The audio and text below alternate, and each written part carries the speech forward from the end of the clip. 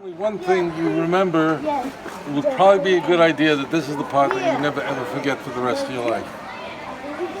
Well, what you are looking at, I told you earlier that the walls around the old city, they're very striking, they're very beautiful, but in Jewish terms, it's modern.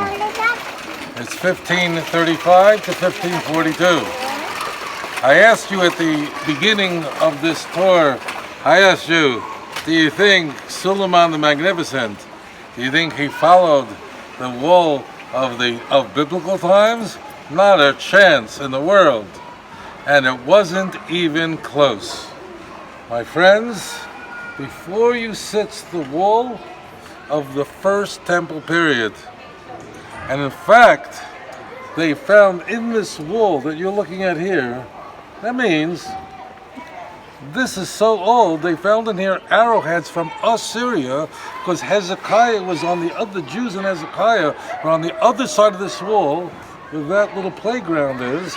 We were outside the old city right now. The Jews were on this side of the old city, all the way on the other side, and we found arrowheads from the Assyrian, from Sancherib, when Jerusalem was under siege, and already the northern kingdom was destroyed. Already Asher, Naphtali, Menashe, all carried away to parts unknown, far away. And now, only now, because the sparks are going off, they're returning. But that were the last part of it, as described in Isaiah 36 and 37. As described in 2 Kings chapter 18 and 19, in 2 Chronicles chapter 29, when Yerushalayim was surrounded. This was 600 years after the Exodus, the greatest miracle that ever occurred since Moses, of blessed his memory, parted the Sea of Reeds. What happened? That it was on the night of Passover, the Jews thought they were finished. The Assyrians said, give up, you have no chance whatsoever. You'll be eating your own dung. You have no chance, surrender and give up. What other God saved them from the mighty Assyrian army? No one did. What makes you think that you could stand up to the mighty Sancherib? It will never happen. And Chizkiyahu HaMelech, the Bible tells us in 2 Kings chapter 18 verse 4 that he was the greatest and most righteous king of the Davidic house that ever lived in the past and ever will live. Amen. I want you to inscribe that in your heart. There was never a man as great as Chizkiyahu HaMelech. He was a Kaddish and a Tar. He was a Kaddish Menachem Imai. Not only that, Chizkiyahu grew up in a father who was his father. His father was a very wicked man, but he found the God of Israel out of nowhere. His father ruled for 16 years, and he was so wicked, I didn't want to say the things that he did here in this holy place that we're studying now. And the Jews were there, and they had no chance. Arrows were being sent there, launched at them, and the Assyrian says, we're going to destroy you. Chizkiyahu HaMelech ran into the Beis HaMikdash with the notes that he was given from his own interpreters, from the people who wrote down, the scribes wrote down everything they were told, and he went and threw the notes down before Hashem. And my friends, if you want to know how to pray to God, how do I talk to my daddy? How do I talk to Abba? What do I say to him first before the King of Kings, Lord of Lows? Why do I open my mouth before HaKadosh Baruch Hu, the Creator of heaven? I'm just a little girl. Why will he really listen to my mouth? What should I say? How should I beg him that he should bring me back into his bosom? I want to be closer to him. So watch the prayer of Chizkiyahu HaMelech. And what he says is, this is the key. You want to know how to make prayer work? Do what Daniel did. Do what Chizkiyahu did. They always said the same thing. They said, don't save Yerushalayim. The logic of this, save us. I don't want to die. Okay? Many of you will call prayer. You say, I don't want to die. My marriage is really falling apart, and it's hell every day. Please save my marriage. And every night I go to bed with someone, but I feel like I'm alone. And I want that to come to an end, because I hate my life. Those are not the prayers that work. The prayer that does work is, if my marriage will be perfect, then your name would be raised above every other name. And that's what Chizkiyahu said. Save Yerushalayim, not because we want to live and we don't want to have what happened to the 44 other cities of Judah. People think that the Judah was saved and all the northern kingdom. Judah was shattered. Lachish, gone. 44 cities wiped out of Judah alone. let alone all the things we went in the north, in Svat, Tiberias. Everything was destroyed by the Assyrians. They brought in the fakers, the Samaritans, as a replacement group. And that's what he did. He threw down all the notes from Hashem in the temple. No king had done that in 250 years. And he wept to God. He said, Lord, what will the world say if the Jerusalem is destroyed, if Samchein will be destroyed? Your name will be cursed among the nations of the world. And that's what Abraham said to God. That's why it's recorded in Genesis chapter 18. Usually Abraham argued with God. He didn't argue with God. He said, if there are righteous people here, what is going to be said? He's not worried that a righteous person might die. Righteous people die. Why is he not worried about right? And if he's worried about righteous people dying, why didn't he complain about Isaac? What he was worried about, if a righteous person dies, surely he'll go to heaven, he'll resurrect, not a problem. He's afraid that there shouldn't be a Chil Hashem, that God's name shouldn't be cursed, that people should not, God forbid. So please, Hashem, restore my work. Please, I'm going to devote my life to you. Please restore my marriage, or bring someone into my life who I can be a partner with, so I can raise up your name above every other name. Not so I can have a happy marriage and have breakfast in bed. That married prayer won't go nowhere. The prayers that make it through with the Avos, the Abraham, Isaac, and Jacob, take it, bring it before God. Whatever that means, are those prayers that say, I want to lift up your name above every other name. Now here's where miracles, what happens is Isaiah says to Chizkiyahu, assure the people, tell them, give them very sound advice, they will not come here. Assyria will not be able to penetrate the city. Here's where the Assyrians were, on the other side where the Jews were. And the Jews could hear every day, it was horrific to them. They could hear the clamoring of the horses, the mighty horses and chariots, and the screaming. And the screaming, and it would terrorize them, because you know that death was on the other side. Come on, give up, surrender, they would scream.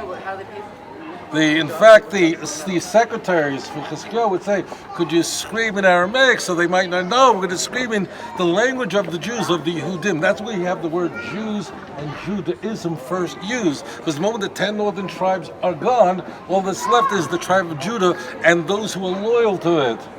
And what happens? It was a Passover night, the night of the 14th, and they could hear the screaming and the clamoring on the other side of the wall. And it was horrifying. They were shaking from it. But they made the Pesach Seder anyway. And they ate, because the Jews had controlled the Har Bayis. They were bringing offerings, not a problem. And that night, after 4 glasses of wine, and after all the matzah they ate, and they ate from the Korban Pesach, the Passover lamb, they went to sleep, but they knew their death was imminent. And they woke up the first day of Pesach, the 15th, the morning of the 15th day of Nisan.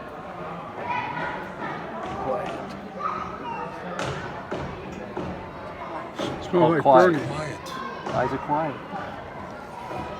There's no sounds. Where's the clamor of the horses? Where's the screaming? Let's go to the wall. And they started climbing up the wall. Mamish here. They climbed the wall. It was a little bit higher than, obviously considerably higher than. But this was the wall. You are looking at the Bible right now. They climbed the top of this one. Not that wall. It's pretty, it's nice. It's not the real one. We're into the real thing. And they looked out, and they saw 185,000 dead soldiers laying there. What a miracle that was. What a Passover war that was. What a miracle that was.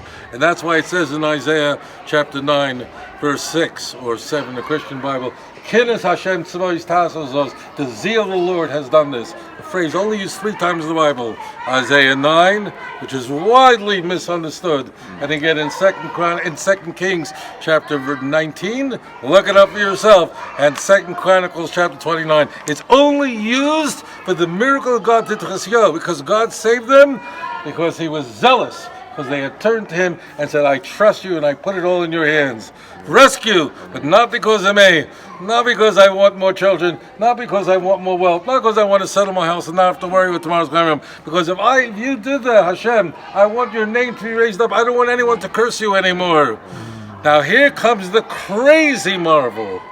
And this is where everything comes together. And this is why sometimes Judaism is not into faith, meaning blind believing that we believe. Sometimes we're forced to.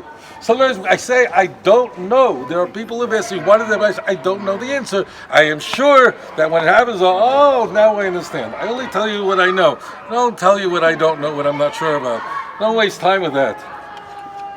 Here's the mind blower, the total mind blower. So, this is called a tour of the old city of Yerushalayim.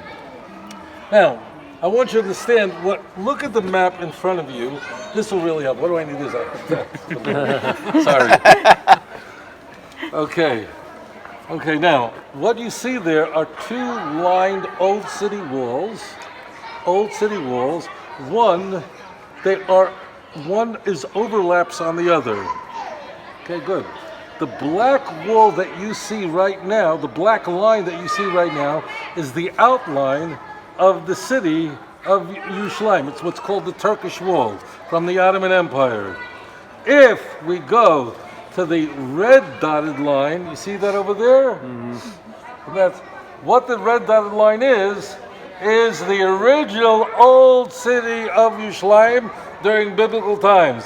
Do they have something in common? They sure do. However, the modern wall the modern old city, supposed old city, italics and quotation marks, goes way, way further north. Then we pointed out to you last night, Ross said to you, look at that. That's Damascus Gate. And I said to you, it's in the north. What was I, Christopher Columbus? You're going, what do I care to know? It's pouring rain. When are we getting to the west of the wall? I said it to you for a reason. I was loading you for this moment. I was saying, remember, this is in the north. We've got to circle away and get away all the way. That's why we're going traffic. From all the way to the left, we had to go all around. And our great bus driver brought us to the bottom over there. Now, what happened is all that stuff we went to, Jaffa Gate, Damascus Gate, none of that is in the real old city of Yerushalayim. None of it has the Kedushas Yerushalayim to the level where we are right now, where mamash, where heaven and earth touch each other. And what happened is when King Hussein, the British Army officials said to the Jews, to the 1920s, look, I know you're all over here in Jerusalem, and there are pogroms against you by the Muslims here, but we ain't protecting you if you're out there in what is today called the Muslim Quarter, which is all the way out there on the left side, the part of the black area, the walled area, that's not included in the red dots. We can only protect you in one area. We need you to move to right there on the lower right hand. You see the words Western Wall? Mm-hmm. So that's where we are right now. Move back, that means down. We'll only protect you in the southwestern part of the old city. And that's, you see there's a line that shows you what north is. What the enemy, meaning the British in that sense, what they were doing is, they didn't know it. They thought they were coming for destruction. They thought they were coming to tell the Jews, you have to get out of your homes and you only can stay in this little ghetto. And don't you dare, we don't catch Jews outside of your little ghetto. What they were doing is they were pushing us into the only part of the old city that is today old city, that's not Temple Mount, that was originally Yerushalayim. That means, I hope you grasp this, that the only what part, if you see the red dotted lines indicating an old wall, biblical wall, going back all the way back to biblical times, and the black line, what do they share in common? The only overlap is the Temple Mount itself on the top, and then going down the Western Wall area and that circled area, and there we are right there where that arrow is. So that all we have in common is the Jewish quarter. So as it turned out, only the Jewish quarter of the old city is original old city Jerusalem. That's interesting. That's why all along I'm saying this is the north. It would have been too complicated to explain to you then. I had to wait till we come to this moment in the Tanakh Tour, because this is a Tanakh Tour after all, that I want to say, okay, my friends, we're going home. We're going back in time.